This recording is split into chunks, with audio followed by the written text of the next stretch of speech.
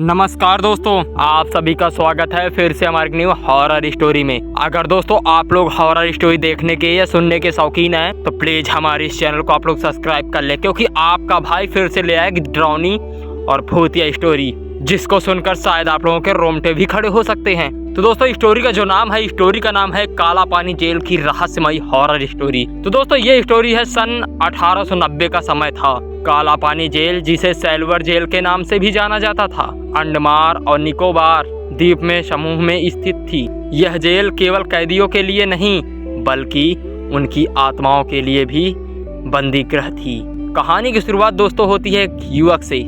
युवक का नाम था दोस्तों राघव। राघव एक युवक पत्रकार था जिसे ऐतिहासिक स्थानों पर लेख लिखने का शौक था।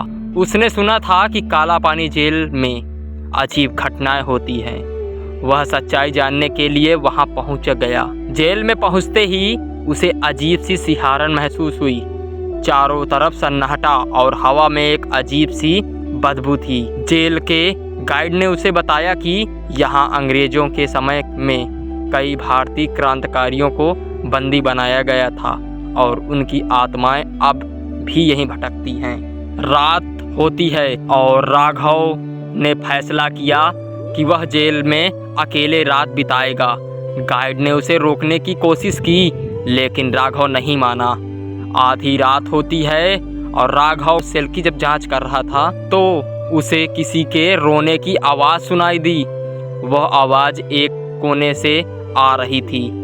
उसने देखा कि एक महिला सफ़ेद साड़ी में वहाँ बैठी थी। उसके हाथों में जंजीर थी। जैसे ही राघव उसके करीब गया, वह महिला अचानक गायब हो गई। अगली सुबह जब होती है, गाइड ने बताया कि वह आत्मा एक क्रांतिकारी की पत्नी थी जिसने अपने पति को यहाँ मरते हुए देखा था। उस महिला ने भी इसी जेल में अपनी जान दे दी। राघव ने गहराई से जांच करने की निश्चय किया।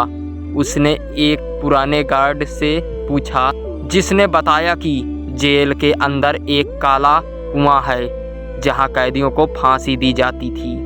कहा जाता है कि जो भी उस कुएं में झांकता है वह पागल हो जाता है। तो दोस्तों काले कुएं का रहस्य। राघव ने काले कुएं को देखने का फैसला किया। रात के समय जब सब कुछ शांत था, वह कुएं में पहुंचा।